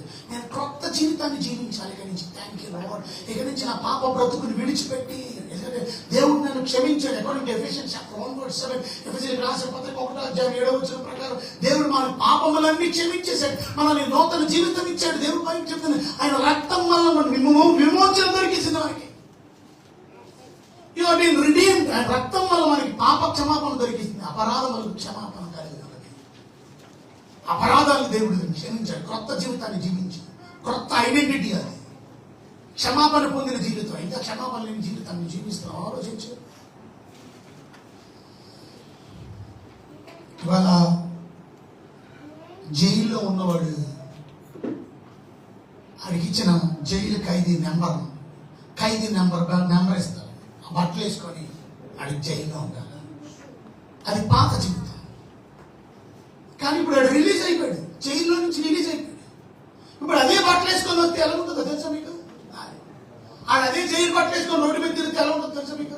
అరే ఖైదీ వచ్చాడు, ఫోన్ చేస్తారు జనాలు. కాబట్టి బయట వచ్చాడని జనాలు, ఖైదీ నెంబర్ 205 అని ఉందా సార్, అది బయట తిరుగుతున్నాడు సార్, నేను చూశాను సార్. వెంటనే ఎక్కడ? అరే నువ్వు విడుదల అయిపోయావు? అయిపోయానండి. మరి డ్రెస్ ఎందుకు తీరా? ఇవాళ చాలా మంది విడుదలయ్యారు పాపం నుంచి, కానీ బతుకు మాత్రం అలాగే ఉంది. ఇంకా డ్రెస్ రాలా, ఇంకా కొత్త జీవితం రాలా, ఇంకా రక్షణ వస్త్రం రాలా, ఇంకా పాప వస్త్రం వేసుకొని తిరుగుతున్నారు. మీరు ఆ యూనిఫామ్ చెప్తుంది యు ఆర్ గిల్టీ అని. నువ్వు పాపం చేసావు, నువ్వు తప్పు చేసావు, అందుకే నీకు డ్రెస్ ఇచ్చావు, అందుకే నేను జైల్లో పెట్టారు. ఆ డ్రెస్ వేసుకొని ఇంకా తిరుగుతున్నావు. నువ్వు క్షమించబడ్డావుగా, నువ్వు రక్షించబడ్డావుగా. ఆలోచించానే.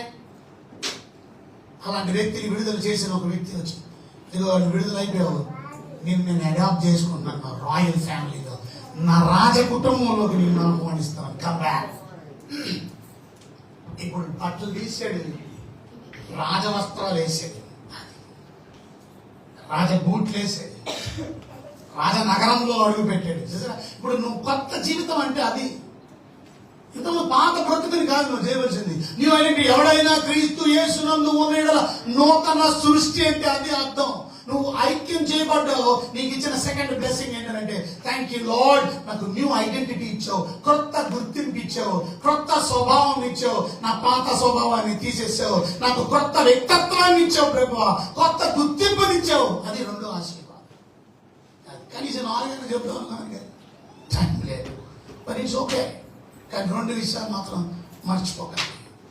8 బ్లెస్సింగ్స్ నేను రాసుకొని వచ్చాను. 8 బ్లెస్సింగ్స్ నేను చదువుకొని వచ్చాను. 8 బ్లెస్సింగ్స్ కోసం రాత్రంతా కష్టపడ్డాను. నేను పొద్దు నుంచి కష్టపడ్డాను. నేను that's what I do. I work hard. ఈ ఎండలో పని చేయటంలా, కానీ మానసికంగా ఎంతో ఒత్తిడి ఉంటుంది. ఎంతగానో కష్టపడి పని చేయాలి, ఎన్నో విషయాలు ధ్యానం చేయాలి. And you get the answers. వాళ్ళ మీకోసం బలమైన వర్తమానాన్ని దేవుడు తీసుకొచ్చాడు.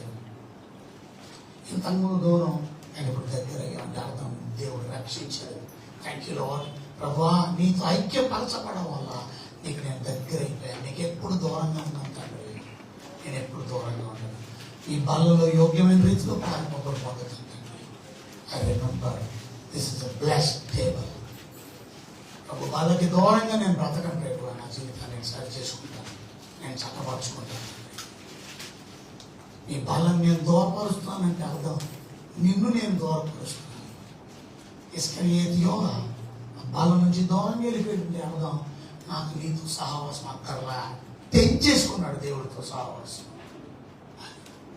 తెంచేసుకున్నాడు. ఆ కొమ్మని ఆ ద్రాక్ష వల్లి నుంచి బయటికి వెళ్ళిపోయాడు. ఎండిపోతాడు, నాశనం అయిపోతాడు, అగ్నిగుండంలో వేయబడతాడు. ఎండిపోయిన పుల్లని అగ్నిలో వేస్తారు తప్ప ఎందుకు పనికిరాదు. కానీ ఒకప్పుడు అది ద్రాక్ష తీగగా ఉంటే ఎంత అందంగా ఉంది, ఎంత పచ్చగా ఉంది, ఎన్ని పళ్ళు పలించింది.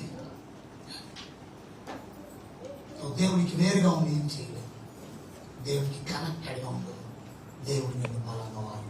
రెండోది చెప్పాను, దేవునితో యూనియన్ ఉండడం వల్ల మనకి దేవుడు క్రొత్త స్వభావాన్ని ఇచ్చాడు, క్రొత్త ఐడెంటిటీని ఇచ్చాడు, కొత్త గుర్తింపుని ఇచ్చాడు, క్రొత్త జీవితాన్ని ఇచ్చాడు, క్రొత్త మనసుని ఇచ్చాడు. Thank you lord. అది ఎవరి జీవితంలో చేసుకోవచ్చు. క్రీస్తులో మనం బ్రతుకు. ఎవడైనా క్రీస్తు నందు ఉన్నాడు. మనం క్రీస్తు బయటికి లేవు, క్రీస్తు నందు ఉన్నాం. నూతన సృష్టి, పాతవి గతించాడు. ఇంకా నీ పాత బ్రతుకు గతించలేదా? ఇంకా పాత డ్రెస్ వేసుకొని తిరుగుతున్నావా? ఆ పాత జైలు డ్రెస్ వేసుకొని తిరుగుతున్నావా? పాపపు బ్రతుకులో బ్రతుకుతున్నావా నువ్వు? You are not in prison right now, you are released. You are a member of a royal family. రాజ కుటుంబానికి వారసుడు. సాతాను బిడ్డలు కాదు. లేచి నిలబడదాం. ప్రభు బాల దగ్గర తీర్మానం చేసుకున్నాం. ప్రభు యేసు తన రాత్రి రొట్టెనెత్తుకుని కృతజ్ఞతాస్తుతులు చెల్లించాడు. ఇది నీ కొరకైనా